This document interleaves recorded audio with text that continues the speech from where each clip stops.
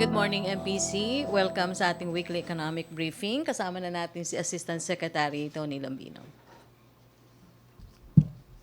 Salamat po, Yusek Rocky. Pagbati po sa inyong lahat at welcome sa ating weekly economic press briefing co-hosted by the Economic Development Cluster and PCOO. Pinalakas ng Comprehensive Tax Reform Program o CTRP ang tax collection efforts ng pamahalaan. Ilan sa mga naisabatas ng panukala sa ilalim ng CTRP ay ang Tax Reform for Acceleration and Inclusion Law, pagpapataas ng tobacco at alcohol excise taxes, at ang Tax Amnesty Act of 2019. Bukod sa pagpapalakas ng koleksyon sa buwis, layunin din ng train law na gawing mas simple, patas at efficient ang tax system ng bansa. Pinababa nito ang personal income tax rates para sa 79% ng ating Filipino wage earners. Malaking tulong ang sin taxes para mapondohan ang implementasyon ng Universal Healthcare Law. Naisabatas naman noong taong 2019 ang Tax Amnesty Act. Nagbigay ito ng pagkakataon sa mga delinquent taxpayers na makapagbayad ng utang na buwis at malinis ang record nila sa BIR.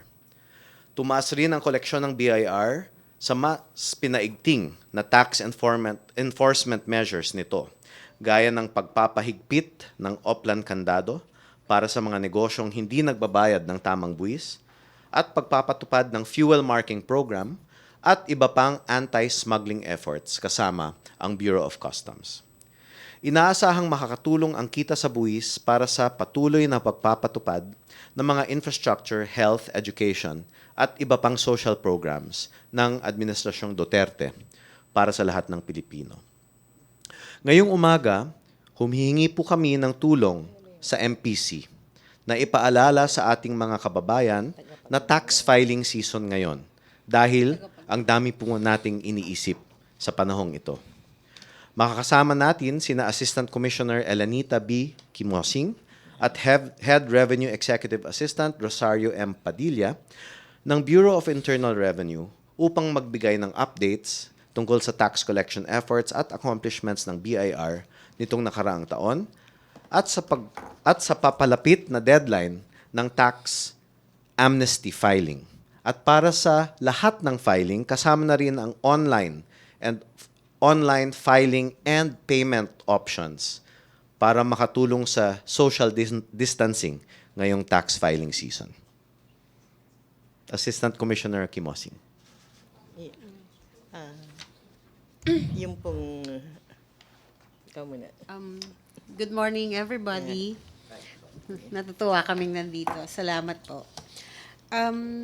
Bago tayo mag-start on our friendly reminders para sa filing season, we are proud to announce that the BIR hit a trillion mark last 2019. We were able to collect 2,186,000,000. So yun po ay pasok na pasok sa inaasahan na makukolekta ng gobyerno para punan yung government expenditures. For this year, we would like to remind everybody na ang atin pong deadline to file our annual income tax return is fast approaching. Ito po ay sa April 15, 2020. We remind everybody to pay on time, file on time, para po ma-avoid natin ang inconvenience ng siksikan sa pila, and of course, to avoid payment of surcharge of 25% for late filing and an interest at 12%. Para po sa mga gustong mag-file, we have ang pinakabago namin na gustong i-announce at gustong ipaalam sa lahat para sa sinabi nga ni ASEC na social distancing, we now have our offline EBIR forms package. This package is a home-based application that offers convenience to taxpayers and ensures correct computation of tax dues. So in the convenience of your home, you can file your income tax returns. Tapos, hindi na rin po natin kinakailangan na pumunta at makipila sa mga bangko. You can actually pay your tax dues using different payment channels which are available online. We have now partner with PayMaya, GCash, LBP Linkbis with the ATM and debit cards, the DBP Tax Online Credit ATM debit cards, or the EFPS for EFPS filers. So, lahat nito, hindi na po natin sila kinakailangan pang papuntahin ang ating mga taxpayers at pumila sa bangko or salamuha sa mga collection agents. So, whether it's big or small, pwede na po tayong magbayad in the convenience of wherever you are convenient. So, kung nasan ka, doon ka magbayad using your apps. Gusto rin namin i-announce that we have our tax filing assistance centers which will be set up starting March 28, 2020 sa lahat po ng revenue district offices to assist all taxpayers relative to electronic filing and payment inquiries. So, dahil nga bago to, BIR people will be there to assist you para po makapag-online kung hindi po kayo marunong pa mag-online file and pay. In addition, yung aming National Training Center sa BIR main grounds will also be open during the period March 28 to April 15, including Saturdays, from 8 to 5 p.m. para po mag-receive ng tax returns para sa lahat ng taxpayers registered within Caloocan, Manila, Quezon City, East NCR, Makati City, and South NCR. And also, we have an agreement with the banks through the BSP na ang atin pong mga authorized agent banks will extend their banking hours until 5 p.m. for the period April 1 to 15 in line with the tax filing season. They are also open on the said 2 consecutive Saturdays, that's to accept tax payments within their areas of jurisdiction.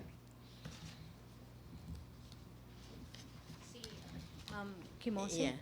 I'm going to give you updates on the tax amnesty. Okay? So, sa tax amnesty po, as of January 31, 2020, we have already collected 3.2 billion pesos, no.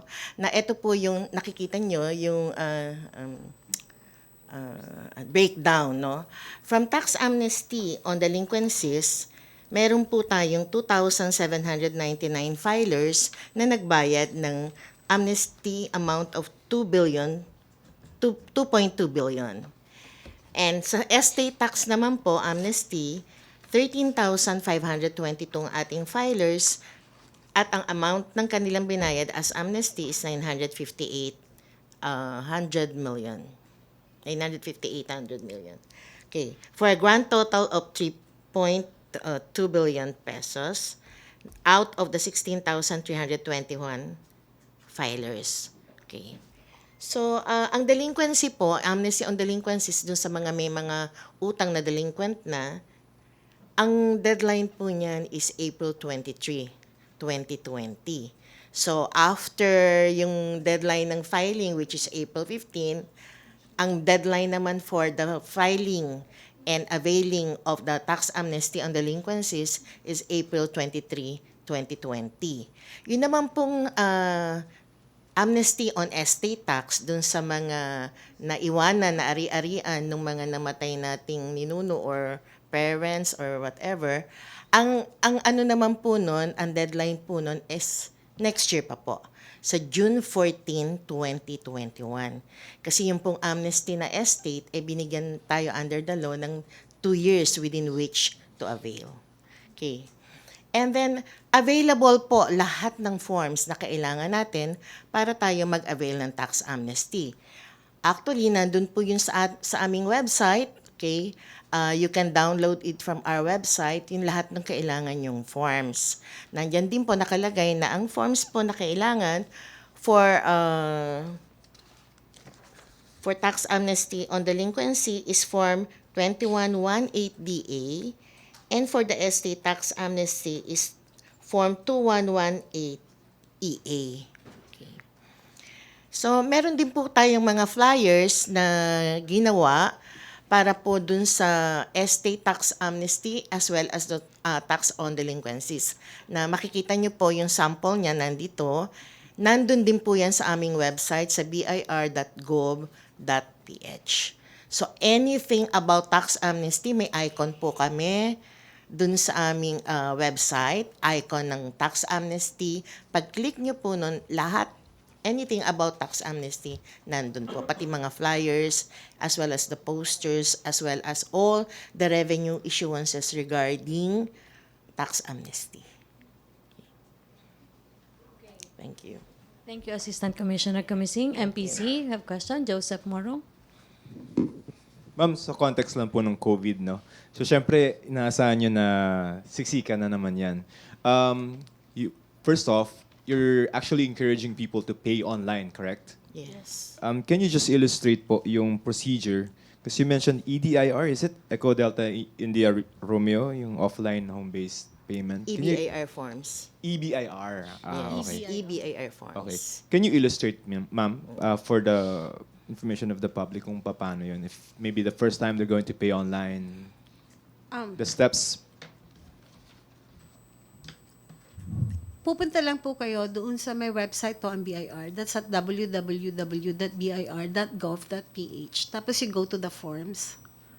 Tapos makikita mo yung mga forms doon. So, most likely, you will go to the 1700 series. Ito yung para sa income tax returns. And then, pag-click mo noon, pipili ka kung ano yung form. So, the EBIR forms package, the beauty of it is you can actually download it, work on it at your convenience, and then later go back to upload it. What do you mean upload? And then I mean yung physically write on the paper, print it, write on Ano? it. No. Just digital. Okay. Kailangan ano pa rin. Okay. And Oo, then para hindi mo siya ano. Tapos you go online again. what do you mean? Online where? To Pagka, upload. to upload. Para i-file mo siya. Okay. And then the payment? And then on the payment, pagka using the EBIR forms, kasi decoupled ito, hindi siya naka-diretso na you proceed to payment. So, magpo-proceed to payment ka, but actually you will be going to the anong tawag dito, system of our partner financial institutions. So, you go there. It's either you choose Paymaya, Ibig sabihin, you ma'am, choose GCash. So may link po May link from the po. document itself. Yes po. Okay. And then that's where they pay. Okay. Ma'am, paano kung halimbawa, dumami pa rin and maybe not a lot of people may have computers and maybe more comfortable than filing. Are you factoring in the way you set up your offices in such a way that it's going to be a little safer? Of course. How? Actually, that's why nag-put up kami ng additional, anong tawag dito, assistance, tax filing assistance centers para hindi sila magkumpulan sa isang lugar lang. Yeah. So, meron kami nung mga nasa district office, merong mga nandun sa main office. The National Training Center is a big area. Tapos, we also invited our partner financial institutions to put up the kiosk na doon sa mga district offices natin to assist para syempre hindi natin asahan yan, maybe not even with the BIR people, baka hindi nga pa kabisado on how to make the payment. So people will be there to assist them. So as to the pila, that's why we encourage everyone now to please avoid the rush hour ng para kasi mahilig tayo na Last minute. Last minute pa. 15 pa naman isang buwan pa yan, but parang isang lang, parang nandyan na siya. Hindi mo na malayan. Time flies, and so we encourage you to please, kung kunwari you would like to use the facilities online, pwede na kayo mag-practice. Ano naman yan 'di ba, you download and then you practice the form na mag-fill out ng forms. Ganon. So, para hindi tayo nata-traffic, kumbaga. Konti lang. So, after the pay sa yung mga partner agencies nyo, of course, meron silang document na marireceive na Yes. you've actually paid. Then you can Yes, actually show yes. that as a receipt, right? You actually receive an email Okay. As a receipt. as a receipt. Kasi baka mamaya biglang habulin. Okay. Ma'am, speak as a government employee, no? Kasi may proposal po to implement a 4-day work week. Statement from Secretary Nograles and I think Doles understand employee. I mean, will that be very helpful for you? Would you prefer a 4-day work week given yung threat ng COVID? I mean, as a mother, as an employee. Of course, the services na kinakailangan namin gawin at saka yung mga functions na kailangan namin i-perform cannot be done in a 4-week period. But as an individual, if we could make the proper arrangement so that each employee will have access to that 4-day work week while not disrupting the 5-day service period that's required from our agency, we will gladly support that. Yeah, but how is it going to disrupt the system? I mean, not the system, but the way you do things at BIR. Kulang talaga yung 4 days nyo. Kung halimbawa 4 days siya. Pwede naman siguro by scheduling na in such a way na 5 days. 5 days pa rin. The personnel will be, kung if Shifting. ever, Shifting. shifting na, let's say, for example lang Monday to Thursday yung iba, others will be, for example, Tuesdays to Fridays, because we cannot afford naman din because our mandate is really collection of taxes. Correct. And you know very well naman na importante yan sa ating, not only for the government, but also for everybody because dyan natin kinukuha yung mga kailangan natin for the build, tsaka dun sa mga Okay. kailangan natin din sa mga health centers natin. True. So, it's really... Pero paano po kayo mahihirapan with 4 days? Did we say mahirap? I mean, medyo may adjustments konti. Syempre, Of course. The commerce, yung mga private companies, they will continue working maybe 6 days a week pa rin din. Diba? So, yung 2 araw na mahuhuli kami, mabibehind kami sa pag-monitor ng activities nila is very big.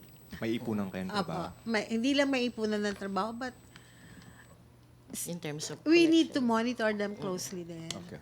Thank you very much for your time, ma'am. Question, MPC? Yeah, Pia? Hi, ma'am. Ma'am, is the BAR entertaining the possibility of maybe extending the April 25 deadline because of the coronavirus, particularly on the areas kung saan confirm po yung local transmission of the virus? I think the deadline is April 15. April 15. Sorry, April 15, yeah. That's why we are making the campaign now to please file early because as of now, there are no pronouncements of any extension. So the deadline stays at April 15, 2020. ma'am. But it could be pwede po siyang isa din po sa mga pwede nating pag-isipan or to take into consideration just in case the situation worsens in the next few days or weeks po. For now, we encourage people to make use of the online facilities. So we don't see any need to extend as of the moment. But of course, kung kinakailangan talaga, we are not in the position to say we are or we are not extending. If it's necessary, then it will be considered. Ma'am, dun sa online payment natin, ilang percent po ng mga taxpayers ang in-expect po natin that could possibly avail of the online services po? Do we see this as more or less mas ma-overtake na yung mga physical filers as of this moment? Especially with the coronavirus concerns. So, nung last year, medyo mababa pa yung aming mga availers ng but we have to take into consideration kasi last year we only have the EFPS na but considering na anong tawag dito, EFPS lang ito and ang mga may mga certain taxpayers who are mandated. it's not available sa lahat ng tao yan, ang lahat ng taxpayer. But for now, with the EFTS, availability of the EFTS and the EBIR forms, these packages are available to any taxpayer who would like to file online. So we expect na we will be having lesser over-the-counter filing and payment.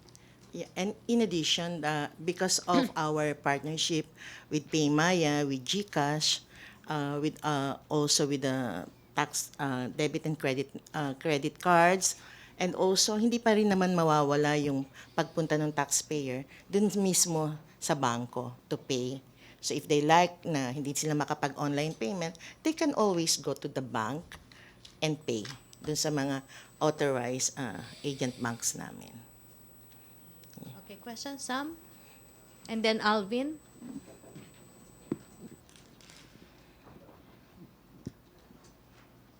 Ay, good morning po, ma'am. Mag-inquire lang po kung meron po, may napansin na po ba yung BIR na parang impact po ng COVID-19 pagdating po sa collection po ng tax revenues for January and February? Wala pa po. Bali magkano po yung tax collection nila for yung pinaka-latest po as of now?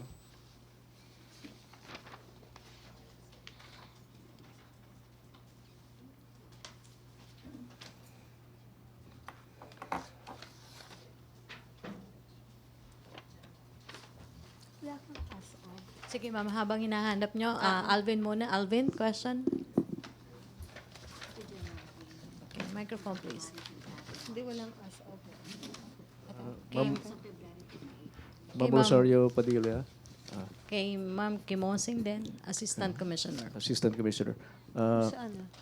Ma'am, nabanggit niyo po kanina wala ng extension as of now. Pero sa mga nakaraang taon, nagkakaroon din tayo ng extension ng payment ng taxes. Ano yung mga i-consider nyo for extension? Meron ho ba? Kasi Last last year wala rin po kaming extension. The other years wala rin po. So hindi po talaga ini-encourage kasi ng commissioners, even yung commissioner namin before, ang mag-extend ng deadline for filing. Pero ano yung pwedeng ma-consider natin for an extension? COVID-19?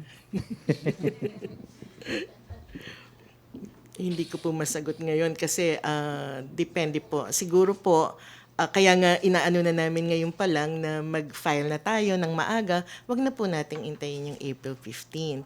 Kasi obligasyon naman po talaga natin na mag-file tayo at magbayad ng taxes.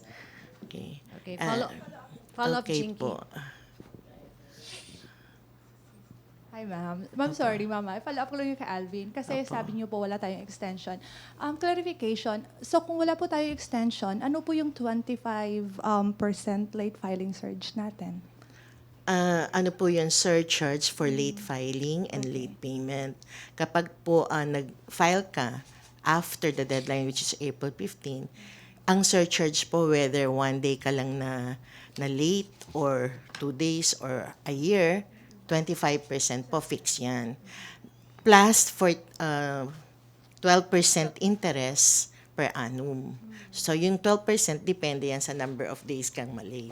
Kasi So, to yun clarify po, kung meron tayong extension, wala kang babayaran. No, yung pong basic No, mo. ma'am. What I mean is, kapag wala po tayong extension kasi, I mean, kapag may extension po pala tayo, wala tayong babayaran, Yes of course. po, Yes, of ma'am. course. Okay. Depende po kung mag-announce ng extension ang DOF or ang commissioner, then we're going to have that extension. At yung extension na yon ang magiging natin basis sa hindi pag-impose ng penalties. But after that extension, then we impose penalties po. Okay. Thank you, ma'am. Okay, kay Ma'am Padilla. Sam? Going back lang po dun sa previous question po, kung ilan po yung latest po na tax collection ng BIR? As of March 10, that's today. At yesterday pala. 11 pala today.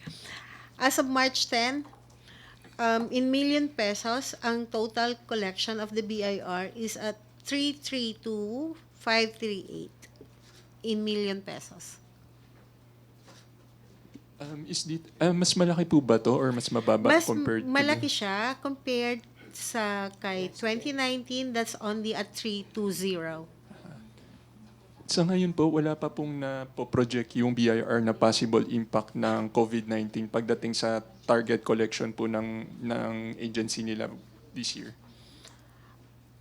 Kung meron po bang impact? Wala pa po. Hindi, kung may projection po ba? Yun, wala pa po akong alam na pinag-uusapan as to the but of course these things will be considered as to the kasi sa ngayon ay we are focusing on how to make it easier in relation to COVID, how to make it easier and mas conveniente for the taxpayers to be filing wherever they are. So yun po yung aming focus ngayon. So before we get into the analysis on the impact, we have to make it accessible to the taxpayers yung filing and payment po. Last na lang po. Meron po bang, i-consider po ba yung ng BRR yung pagpa-provide ng parang possible aid sa mga companies kasi na baka mahirapan magbayad ng tax because of COVID-19? Meron po ba kayong i-consider na possible tax breaks?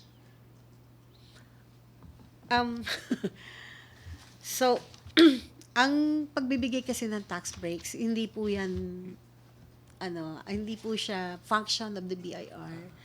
The exemptions, at saka itong mga, anong tawag dyan, amnesty, anything pertaining to sa tax po, nag-originate po yan sa Congress. So, sa amin po, we are implementing agency. So, kung ano po yung sasabihin sa amin, siya po namin ginagawa. So, kung not for us. Thank you po. Okay, Miss Laila? Good morning. Ma'am, could you give us an update on the tax collection on POGOs? Because there was an earlier report that some 50 billion was not collected last year from these operations.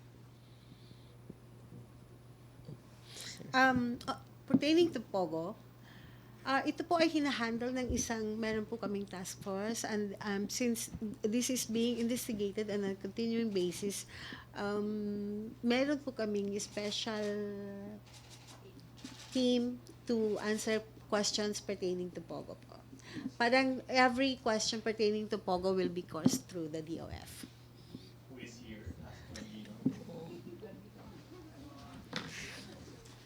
Na umaga po ulit. Ang collection po natin sa POGO as of 2019, no? End of 2019 for that year was 6.4 billion pesos. Yan po ay 169% higher than the year prior. Yung 50 billion po ay nabanggit po yan sa isang hearing. It was a very rough estimate that was made as the hearing was occurring. So hindi pa po yan yung ating final number. No? It was a rough estimate generated during the hearing. So ano po sir yung final number?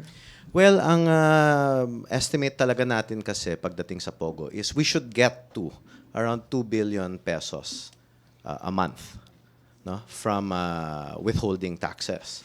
In addition, the DOF fully supports the efforts of Congress to increase taxes on POGOs. No? These are the POGO operators, including service providers. In fact, I think one of the leading versions of legislation, final po yan ni Congressman Joey Salceda, yung chairman ng Ways and Means Committee. Ang gusto po niya gawin ay gawing malinaw na yung franchise tax na 5% ay kailangan talagang bayaran. Kasi po may mga POGO na nagsasabi dahil offshore sila, ay hindi po sila dapat patawan ng 5% franchise tax.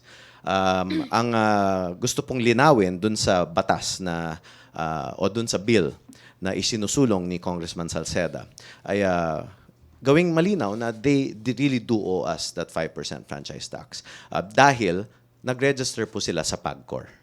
By virtue of the registration with PAGCOR, That means they have operations here in the Philippines. No, pangalawa, meron pong mga POGO operators na nandito sa Pilipinas. No, and nakita naman po natin na si Depcom Gubalya ay nag-lead ng isang operation para isara ang isang POGO operator na hindi po nagbabayad ng 5% franchise tax. And yung estimate po natin dyan, may utang po sila sa atin na 114 million pesos. Kung based on the 2 billion per month estimate, so, and may na-collect tayong 6 billion, so mga 18 billion pa ang deficiency. On the more or estimate less. that we made on the withholding, yes. And in fact, this year, mas malaki na po ang collection na nagagawa natin from POGO, from withholding. Sa first 2 months pa lang. Sir, ano po yung actions that we're doing to collect this deficiency, yung mga 18 billion more or less? Well, tuloy-tuloy po ang operations ng Task Force POGO. Tuloy-tuloy po ang pagsara ng mga hindi nagbabayad ng tamang buwis.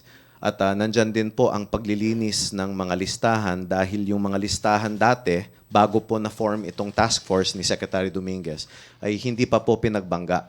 So ngayon, dahil po may task force, nag-uusap-usap na po ang mga ahensya na relevant po dito sa pagbantay sa mga POGO operators and service providers. That is why we know now, based on the best information that we have available, kung ano po yung ilan po ang nandito at ano po yung tax due. Sir, last na lang. You mentioned, sir, this year, there's been an improvement in collection. Could you tell us the figures? Yes, actually, I'll get back to you on the actual figure. It was reported in a recent interagency meeting, the January and February figures. I'll get that number to you. Thank you. Okay, Asik Lambina. Sir, in connection pa rin dun sa POGO, sir, ano na po yung status natin to investigate yung money laundering allegations linked to POGOs? And what will happen to all these efforts now that President Duterte made a sweeping declaration yesterday that POGOs are clean? Well, ang nangyari po kasi, meron po tayong nakita na mga pera na pumapasok, no? That was with regard to foreign currencies coming into the country, no, being brought in by both Filipinos and foreign nationals, no, na dinedeclare nila, or yung iba hindi nag-declare at nahuli kaya na-seize. Yung mga nag-declare ay hindi naman kasi wala pa tayong batas na nagsasabi na illegal or kailangan lagyan ng maraming strict monitoring measures, no? But that being the case, ang ginawa pa rin natin ay inireport po ito sa Anti-Money Laundering Council. No? What we are hoping to do now is to really advocate for the passage of a law that will amend the AMLA rules so that we have stronger monitoring and enforcement tools. Kasama po dyan, hindi lang po yung sa money laundering, pati po yung lifting of absolute bank secrecy, pati po yung automatic exchange of information with other jurisdictions, no, yung iba pong mga bansa, mga tax jurisdictions. Yan po ay isang package ngayon na gusto talaga natin i-advocate. At nung nireport po ito ni Secretary Dominguez kay Pangulong Duterte, the President agreed that these are priority measures.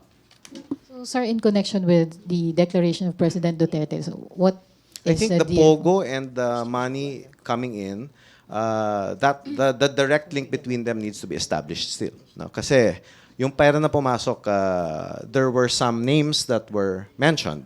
No? And it just so happened na medyo sabay yata yung balita about the closure of the POGO operator. Pero kan po, no? The dots have to be connected, and in order to connect all of these dots, we need to amend those laws, no? And we need to lift absolute bank secrecy and institutionalize the automatic exchange of information. Sir, as far as the DOF is concerned, don't you think na yung sinabi ni President Duterte clearing POGOs of all of these allegations are premature, considering you said that you have still to establish a link dun sa mga pinapasok na pera? Hindi ko po narinig yung statement ng Pangulo. We will, of course, study it very carefully and follow all presidential directives. All right, thank you, sir. So I'm just curious now, how many POGO companies do we have and how many employees do they employ? plus or minus a few, the operators are around 60. No? And plus or minus a few, the service providers are around 200 plus. No? Ito yung mga nagbibigay ng tao. Ito yung nagbibigay ng mga technical support or ng mga call center type functions sa mga operators. No? So, Employees? yung listahan, there were several estimates that came out. No? The one that we work with is more or less 120,000. And nationalities? Mostly Chinese? Mostly Chinese foreign nationals. And the 60 are operating mostly in Metro Manila or No, most are offshore. Most of the 60 are actually offshore with service local providers partners that are here. based in the Okay. Philippines. Kaya nga yung sinara po ni DepCom Gubalya and Task Force Pogo is isa dun sa mga iilan na may Physical. opisina dito sa Pilipinas. But by virtue of registering with PAGCOR, BIR considers them Franchise holders as having operations here in the Philippines, and therefore they should be paying the 5% franchise tax. Okay. Yung maganda nga dun sa panukalang batas ni Congressman Salceda ay nililinaw yon, wala nang doubt na they owe the 5% franchise tax. on top of course, the withholding taxes and all. Okay, thank you, sir. MPC questions? So, Joyce muna, then Laila and Jillian. Kay Asik Lambino. Sir, just to clarify, you've mentioned that President Duterte has agreed to make some measures urgent. Yes, that's correct. Paki-clarify lang, sir, ano-ano mga laws or bills ang ito? There are a couple of sets of bills. No? Yung isa, yung sa strengthening the anti-money laundering regulations, regime here in the Philippines. And the second is the lifting of absolute bank secrecy and the automatic exchange of information with other tax jurisdictions, so other countries, in other words. So three measures? There are three pieces to that, no, that we are advocating. It could happen that they all get passed in one law or in complementary laws. So we'll be expecting President to release a letter to Congress. Well, the certificate of urgency comes when there's actually a committee report already, no? A committee report number. So we look forward to working with Congress in making this high priority para po ma-address natin itong mga issues na ito. All right. Thank you, sir. Laila, kay Asik For ulit. ASEC. Sir, clarify ko lang, while we're waiting for the law of Congressman Salcedo on the 5% franchise tax, we're not collecting this, imposing this amount on POGOs. No, they are being asked to pay this. In fact, one of the POGO operators that actually does have a physical presence was closed by the POGO task force because they refused to pay the 5% franchise tax. And they are being made to pay 114 million pesos. And the others, sir, is there a way we can collect this from them or impose this on them? Well, the ones that are offshore, they're challenging that. And that's why the law is important. And we hope that Congress can pass that law as soon as possible. Yeah, because they registered with PAGCOR.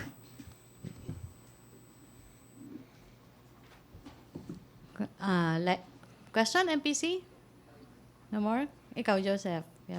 Okay. Thank you, MPC. Thank you, Assistant Commissioner Kimosi, Ma'am Padilla, and Asek Lambino. Thank you, MPC. Back to main studio sa Radyo Pilipinas and People's Television Network. Thank you.